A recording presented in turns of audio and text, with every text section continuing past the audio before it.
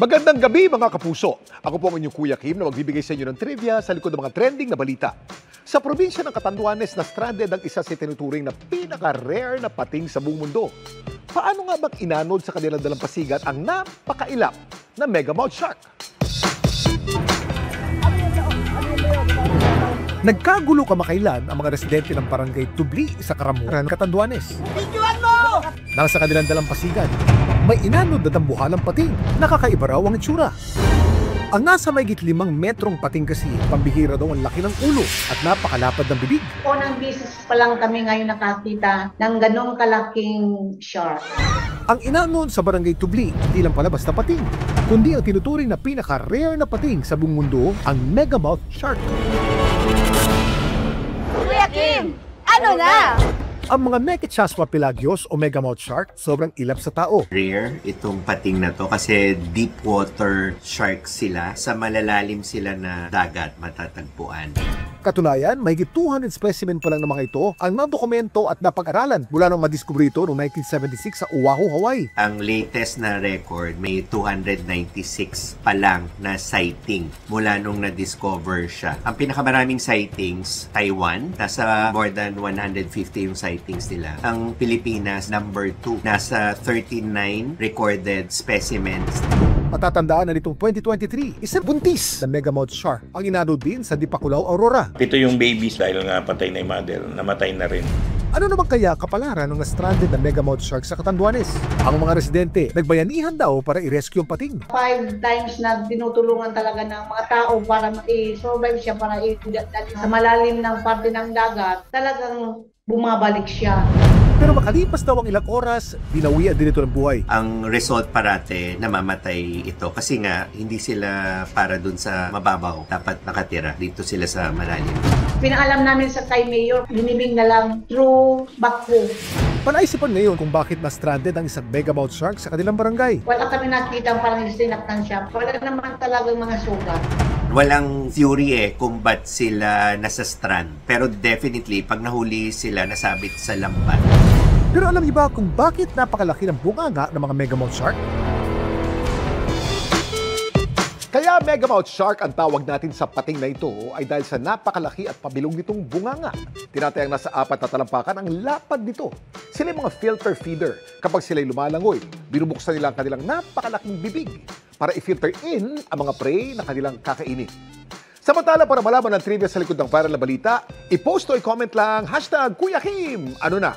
Laging tandaan, kimportante ang mayalap. Ako po si Kuya Kim at sagot ko kayo 24 oras.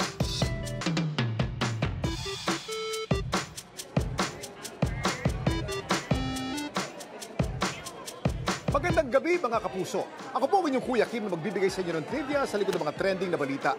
Ang dapat sana'y masayang trek ng isang grupo sa Iloilo, muntik nang mauwi sa disgrasya nang abutan sila ng malakas na ulan sa bundok. Ang pirming laman ng reels ng tour organizer mula Aklan na si Von. Ang makapigil hiningang view ng mga bundok na kanyang naakyat. Pero hindi sa videong ito. Nang minsan kasi siyang umakyat sa Mount Igatbon sa Igbaras, Iloilo, muntik na raw siyang maging kwento o madisgrasya. Meron kaming organized hike sa Mount Igatmon. Ang grupo 3 oras to nag-trek patungo sa campsite. Yung weather, mainit. Around 2 a.m., medyo dumilim na although wala siyang ulan. So, nakadating po kami ng campsite ng 3 p.m. Then, nag-prepare, nag-pitch ng tent. Then, pagpatak po ng 4 to 5 p.m., medyo nagpapag na sa campsite. As in, zero visibility na. Hanggang sa bumuhos ng araw ang malakas na ulan. Pagpatak ng alas 7, wala na talagang tigil. Ako, nginig na talaga. Basa kaming lahat dun sa loob ng tarp. Kaya nang tumila ang ulan, Nag-decide na talaga akong bumaba kasi hindi ko na po kaya talaga yung lamig. Hindi na po nagtuloy papuntang summit. Safety din kasi ng mga joiners yung iniisip namin. sakali man daw kasing nagtagal pa sila doon, Ang kinakatakot ni Bon, baka sila ay magka-hypothermia. Ang hypothermia kasi yung pagbaba ng temperature dun sa katawan natin. Depende pa rin kasi kung anong level siya, kung may mild ba siya, moderate or severe, no? So ang hypothermia kasi mako-consider kasi natin pag mga 35 degrees pababa. Kabilang sa sintomas ng hypothermia ang labis na panginginig, panghihina ng katawan, at pagbagal ng hininga. Sasakit din yung ulo kasi mababa yung temperature, so ibig sabihin yung ating circulation dun sa ating dugo ay babagal din. Ang kailangan natin gawin, pwede din naman nating i-rub yung ating palms natin, no, para mag-produce tayo ng heat. So gagawa tayo ng friction.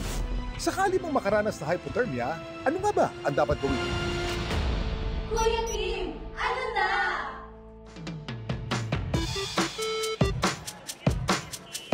Kung may hypothermia ang isang tao, ilipat agad siya sa isang lugar na tuyo at mainit.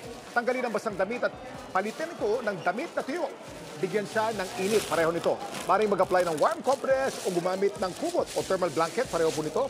Basta iwasan lang ang paggamit ng mainit na tubig at baka siya ay mapaso. Huwag siyang hayaang matulog at tumawag agad ng tulong. Samantala, para malaman ang trivia sa likod ng viral na balita, i-post o i-comment lang, #Kuya Kim, ano na. Laging tandaan, kimportante ang may alam. Ito po si Kuya Kim at sagot ko kayo, 24 oras.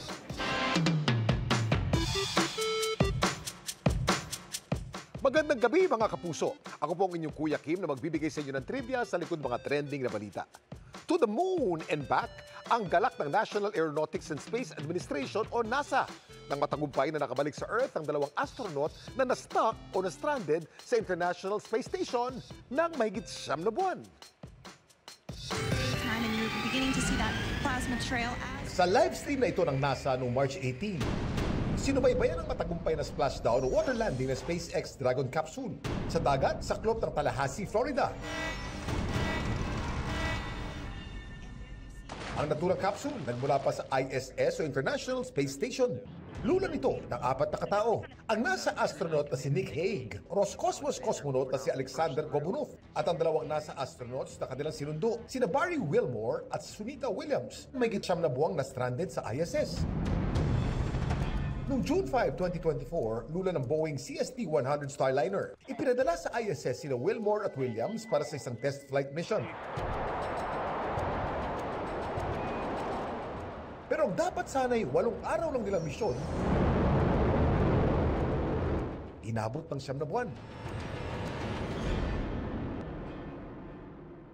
Nang ang spacecraft na sasakyan dapat nila pauwi, On issues like we've had, there's some changes that need to be made. nagkaaberya. Ang pag-uwi ng dalawa agad naman daw na kinasa. September 2024, Welcome to the International Space Station. dumating sa ISS sina Hague at Korbunov, lula ng SpaceX Crew Dragon capsule para sunduin sina Wilmore at Williams. Pero hindi pa sila agad nakabalik hanggat hindi pa dumarating ang ISS crew na papalit sa kanila doon. And here they come. Hanggang nitong nakaraang linggo lang, nilaunch mula Kennedy Space Center ang Crew 10 mission sa kayang ISS replacement crew.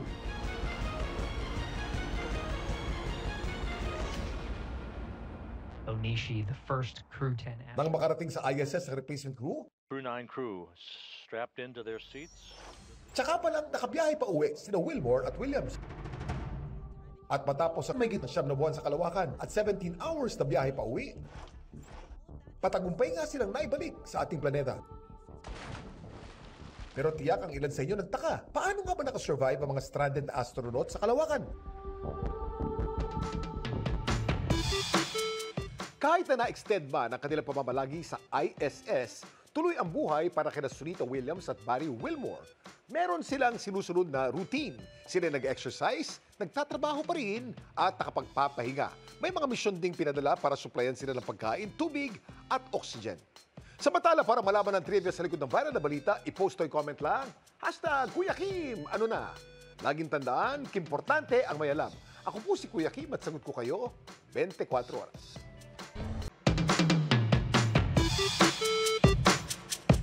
Magandang gabi mga kapuso. Ako po ang inyong Kuya Kim na magbibigay sa inyo ng trivia sa likod ng mga trending na balita.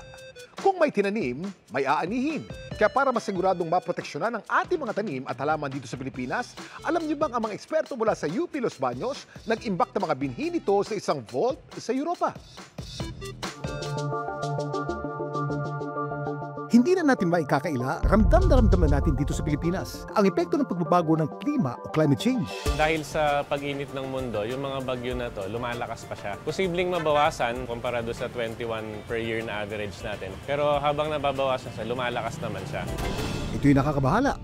Ang Pilipinas pa man din, 3 sunod na taon nang nangunguna sa listahan ng World Risk Index bilang most disaster-prone country sa buong mundo. Nasa sitwasyon tayo na sobrang taas ng risk, dapat tayong mabahala dahil malalagay tayo sa alanganin. Maraming communities yung maapektuhan. At ang mga epekto ng patuloy na pagbabago ng ating klima, hindi lang ramdam natin mga tao, maging ng mga halaman na tumutubo sa ating lupa. Mamamatay din yung halaman natin. Marami sa ating mga halaman na nawawala. Pag yun nawala, hindi na natin siya maiibalik. Kaya para hindi tuluyang mawala ang ilan sa ating mga halaman, lalo na yung mga pinagkukunan natin ng pagkain.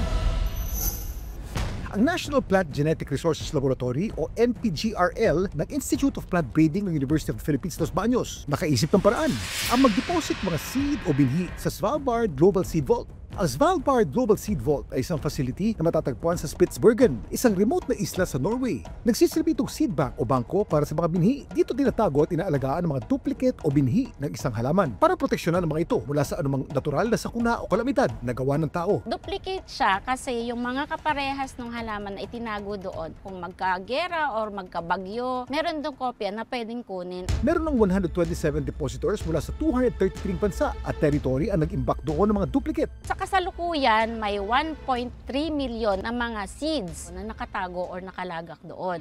Ito lang Pebrero, tumulak si Hidalisa pa Norway para i-deposit sa Svalbard Global Seed Vault ang ika-14 na kahon ng NPGRL na naglalaman ng iba't ibang binhi. Ang bitbit ko, maliit lang siyang box. Ang laman noon ay patani, tapilan o rice bean, sorghum at saka talong. Noong October 2024, nakapag-deposit na rin tayo doon ng kamatis, sili, paayap o kaupi, sitaw. Yung ating dineposit, atin yun. Pwede natin siyang i-withdraw anytime na kailangan natin. Ito yung ating backup kung ano man mangyari doon sa ating mga tanim. Ang isang magandang example doon ng importance ng vault is yung war sa Syria. Dahil kasi sa Syrian Civil War, marami sa kanilang mga halaman ay nasira. Yung silang pinakaunang bansa na nag-withdraw mula sa vault. Ang ginawa nila, kinuha nila yung dineposit, tapos itinanim nila, tapos yung mga naitanim, part of that ay ibinalik doon sa seed vault. Pero bakit nga ba napakahalaga para sa NPGRL na mapreserba mga tanim at halaman natin sa Pilipinas? Kailangan iba't ibang klase yung nakatanim sa atin kasi sa isang napakalaking lugar, madali siyang atakehin ng insekto o mga peste. Tsaka pag iba-iba, marami tayong klaseng pagkain. Kaya patuloy sila sa kanilang misyon na mapalago palalo ang mga ito. Ang tagline namin ay conservation through use. Kung diverse yung diet natin, nakikita natin yung importansya na dapat kumain ng iba't ibang klaseng gulay. Pagka tinataguyod natin yun, itatanim siya ng mga farmers natin. Pangalawa, magtanim tayo. Maski sa pasulang sa bahay, ang last resort natin, yung safety duplication sa Svalbard. Pero may ideya ba kayo kung paano napapanatiling ligtas sa mga binhi sa isang seed vault? Ang Svalbard Global Seed Vault ay matatagpuan sa isang bundok sa Spitsbergen, Norway. Napakalamig ng temperatura, nagsisilbi itong natural na freezer sa mga binhi. Ang mga binhi naman at nakalagay sa matibay at sterilized na containers. At ang mga containers na ito, nakaimbak sa isang vault kung saan kontrolado ang humidity at ang temperatura ay pinapanatili sa negative 18 degrees Celsius. Samantala, para malaman ang trivia sa likod ng viral na balita, i-post o i-comment lang #Kuya Kim. Ano na? Laging tandaan, importante ang may alam. Ako po si Kuya Kim at sagot ko kayo 24 oras. May nilutong Guinness World Record ang mga taga-Malabon kahapon, tampok ang kanilang pambatong pansit. Ilang mangkok kaya ang kanilang naihilera para masungkit ang titulong World's Longest Line of Bowls of Noodles. Kuya Kim, ano na?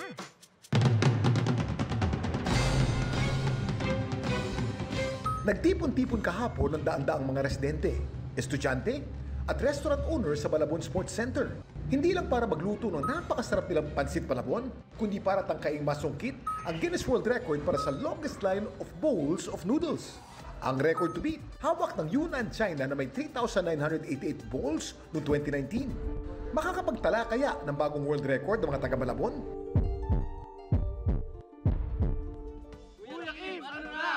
Ang Pansit Malabon, isang uri ng pansit na nagmula at sumikat saan pa, siyempre, sa Malabon. Dahil sagana sa seafood ang lungsod, ang pinangsahog nila dito, talaba, tahong, hipon, pusit at smoked bangus.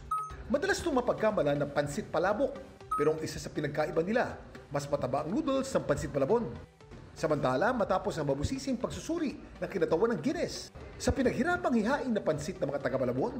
I can confirm that with 6,549 you have achieved a new Guinness World Record. Patagumpay nilang nabasag ang record ng China at nasungkit ang Guinness World Record. Lasap na lasap nila ngayon ang tamis na tagumpay. Ito po si Kuya Kim at sagot ko kayo, 24 oras.